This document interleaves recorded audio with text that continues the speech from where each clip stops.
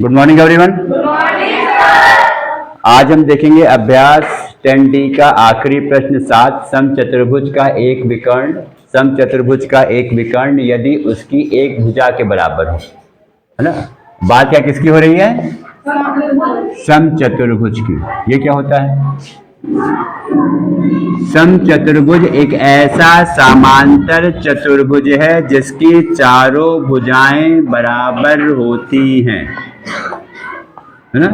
समांतर चतुर्भुज में हम पहले प्रश्न 1 में देख चुके हैं कि समांतर चतुर्भुज में यदि संलग्न भुजाएं बराबर हो जाएंगी तो बन जाएगा आपका समचतुर्भुज।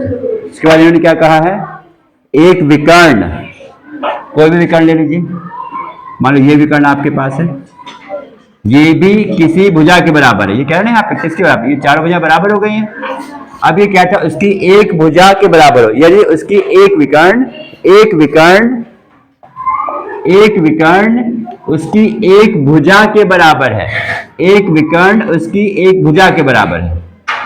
ठीक, फिर क्या पूछा है? इनके सभी अंतःकोण, अंतःकोण मीन्स क्या हो गया भाई? एक अंतःकोण एंगल है, दूसरा ये बी हो जाएगा, तीसरा सी, चौथा डी, ऐसा हो जाएगा। चारों अंतःकोण पता करने हैं। अब देखो इसमें क्या है, आप त्रिभुज ABD के बारे में कुछ कहा जा सकता है?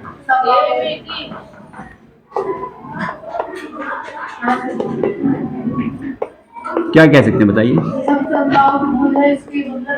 इसकी ये समबाहु त्रिभुज है। फिर और हमने ABCD एक चतुर्भुज ले लिया है, ठीक है, और आपने विकर्ण BD को मिला दिया है। और यहां पे क्या है? विकर्ण BD एक भुजा के बराबर है, मान लो AB कह दो।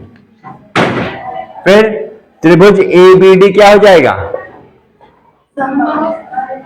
त्रिभुज ABD हो जाएगा आपके पास एक समबाहु त्रिभुज। समबाहु मतलब तीनों भुजाएं बराबर।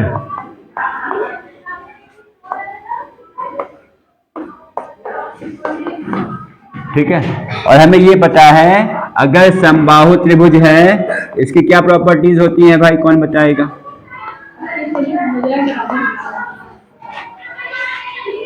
त्रिभुज के तीनों अंतःकोणों का योग, त्रिभुज के तीनों अंतःकोणों का योग।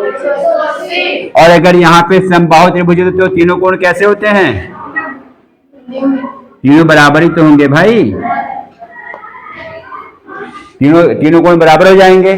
तीनों कोणों का योग 180, तो x का मान कितना हो जाएगा? ये पता होना चाहिए। x प्लस x अगर आपके पास 180 है, 3x बराबर 180 है, तो x का मान क्या हो जाएगा? ये आपको याद होना चाहिए कि समबाहु त्रिभुज में प्रत्येक अंतःकोण का मान 60 डिग्री होता है। ये इसकी प्रॉपर्टीज भी हैं। तो त्रिभुज ABD अगर आपके पास यहाँ पे समबाहु त्रिभुज है तो अभी इसके बारे में क्या कह सकते हैं? BCD क्या हो जाएगा?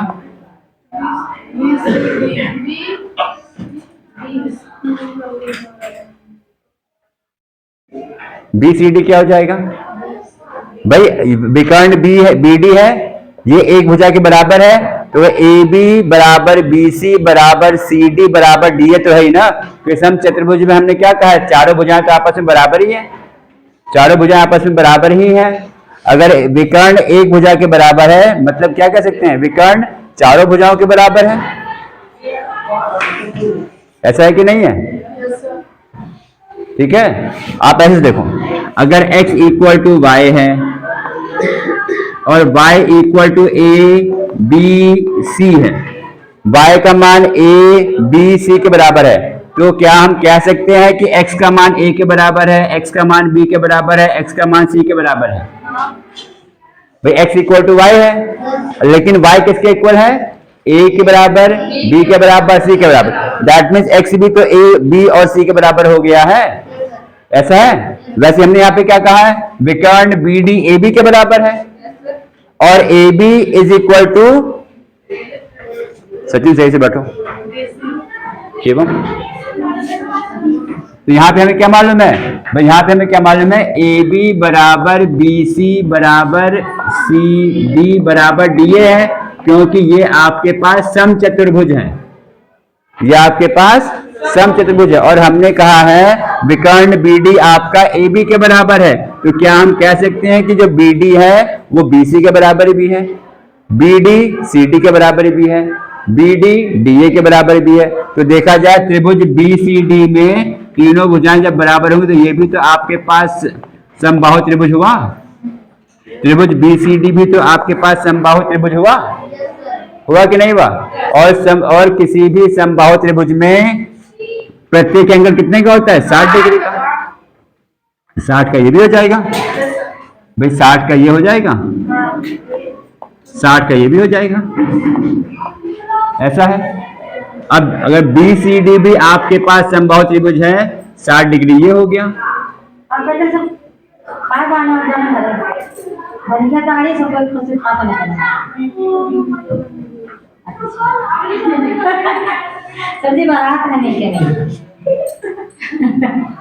ठीक है। तो यहां हमने क्या देखा है कि आपके पास क्या है कि बी सी डी भी आपके पास समबाहु त्रिभुज है, क्योंकि विकर्ण बी डी अगर ए बी के बराबर है तो विकर्ण आपका बी सी के बराबर भी होगा, सी डी के बराबर भी होगा और डी ए के बराबर भी होगा। यानी अगर हमने क्या बताया, किसी भी समबाहु त्रिभुज में प्रत्येक कोण 60 डिग्री का होगा, क्यों, क्योंकि तीनों का सम कितना होता है, तीनों का योगफल हमेशा 180 ही होता है, चाहे जैसा भी त्रिभुज हो, ठीक है। चलो अब अगर यानी हम क्या कहते हैं, त्रिभुज एबीडी, और यहां पे आप चाहिए भी लिख दो कि त्रिभुज एबीडी और त्रिभुज बीसीडी क्या हो जाएंगे, समबाहु त्रिभुज। तो त्रिभुज एबीडी में क्या हो जाएगा, एंगल ए कितने का, 60 डिग्री का, ठीक है। एंगल एबीडी, एंगल एबीडी बराबर एंगल बीएडी, ठीक, और एंगल बीडीए बराबर एंगल बीएडी, तीनों कितने का हो जाएगा, 60 डिग्री का, क्योंकि तीनों कोण कैसे हैं, बराबर है भाई। एंगल है तो साफ सुथरा है, कोई दिक्कत नहीं, अकेला एंगल है, 60 दिखा दिया। लेकिन यहाँ पे एंगल बी में दो एंगल मिले हुए हैं, एक एंगल ए बी डी है, दूसरा एंगल डी बी सी है, दोनों को मिलाएंगे तब हमारे पास समचतुर्भुज का पूरा एक अंतःकोण बनेगा, एंगल बी, है ना। वैसे ही यहाँ पे डी में भी क्या है, जब दो कोण मिलेंगे तभी आपके पास पूरा अंतःकोण बनेगा, एंगल डी, और एंगल सी भी बिंदास अकेला है, ठीक है, ये आ गया। अब त्रिभुज बीसीडी में, त्रिभुज बीसीडी में क्या हो जाएगा, अब देखो एंगल बीसीडी मतलब ये वाला एंगल, एंगल डीबीसी और एंगल सी डी बी, ये वाला जो बीच में अल्फाबेट होगा वो उसके बराबर होता है ना, ये भी 60 डिग्री हो गया, आ गया। अब हम अगर बात करें समचतुर्भुज,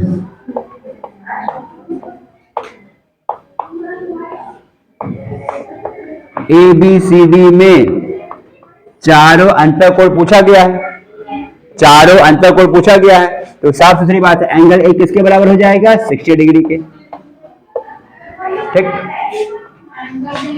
एंगल सी भी साफ सुथरा दिख रहा है, कोई टेंशन नहीं है, ऑल वेल, 60 डिग्री, दो एंगल बिल्कुल आराम से आगे, कोई टेंशन नहीं है, क्योंकि वो अकेले अकेले एंगल ए और एंगल सी समचतुर्भुज में भी अकेला कोण था, और त्रिभुज एबीडी और त्रिभुज बीसीडी में भी अकेला कोण है, ये ऐसा अकेला कोण है जो दोनों में अकेला अकेला है। अब आता है ए बी सी की, जो पूरा कोण की बात हो रही है, किसकी बात हो रही है, अब बात हो रही है इसकी, इसकी बात हो रही है एंगल बी की। अब इसमें दो मिले हुए, एक ये, यानी हम क्या कह सकते हैं इसमें, एंगल बी किसके इक्वल हो जाएगा, हाँ वेरी गुड, कैसे, angle A B D plus angle D B C, ये 60, ए बी डी कहां गया, ये वाला ए बी डी है, लिखा? और क्या है, डीबीसी कहाँ है, ये वाला। दोनों का मान कितना है, 60। तो क्या हो जाएगा ये 60 प्लस 60 120 डिग्री। चौथा कोण कितने का आ गया, 120 डिग्री। अब कौन सा बचा है, डी वाला, ये भी 120 का। ये किसके बराबर होगा, एंगल किसके, CDB plus angle ADB। Angle ADB या BDA भी कह सकते हैं, दोनों बात एक ही है।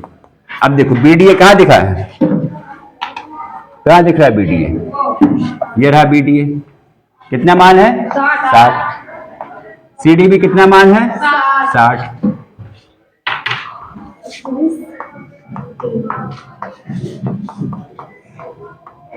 ठीक है, तो चारों अंतःकोण आ गए। Angle A 60, angle C 60, angle B 120, angle D 120। ये पूछा था कि इनके सभी अंतःकोणों का मान ज्ञात करें। ये तो हमने किससे निकाला है, त्रिभुज से। अब इसका दूसरा तरीका क्या हो सकता है, अगर ये 60 है तो ये कितना होगा 120, क्योंकि अगर ये पैरेलल लाइन कह देंगे और ये आपका तिर्यक रेखा हो जाएगी तो दोनों कोणों का योगफल 180। या हमने ये भी पढ़ा है, किसी भी समांतर चतुर्भुज में एक ही भुजा पर बने दोनों कोणों का योग 180। तो हमने एक त्रिभुज ABC से हमने अगर इसको 60 निकाल लिया तो 120 ये हो जाएगा। और हम क्या कह रहे हैं, सम चतुर्भुज आपके पास एक समांतर चतुर्भुज है। तो हम लोग कहते हैं कि सम चतुर्भुज एक ऐसा समांतर चतुर्भुज है जिसकी चारों भुजाएं बराबर हैं। अगर ये समांतर चतुर्भुज हम कह रहे हैं तो और समांतर चतुर्भुज में हमने देखा है कि सम्मुख कोण कैसे होते हैं, बराबर। तो एंगल A 60 तो ये भी 60। अगर ये हमने 120 निकाल दिया तो ये भी 120 आराम से, इतना करने की जरूरत नहीं थी, और आसान हो जाता। ठीक है, मतलब ये है कि एक ही प्रश्न को आप कई तरीके से कर लोगे तो आपके दिमाग में उस प्रश्न को पूरा हर एक तरीके से करोगे तो पूरे कॉन्सेप्ट क्लियर करना है। एक ही प्रश्न के माध्यम से कई सारी चीजें सीखने का प्रयास करें, क्योंकि अगर यही कॉन्सेप्ट दूसरे प्रश्न में लग सकते हैं। भाई ये मैंने बताया त्रिभुज के माध्यम से, और समांतर चतुर्भुज की प्रॉपर्टी यूज करके भी क्वेश्चन ये हो सकता है।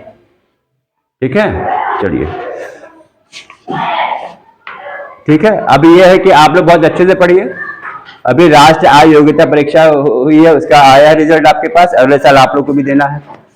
फिर हम लोग मिलते हैं अगले वीडियो में अगले टॉपिक के साथ। धन्यवाद।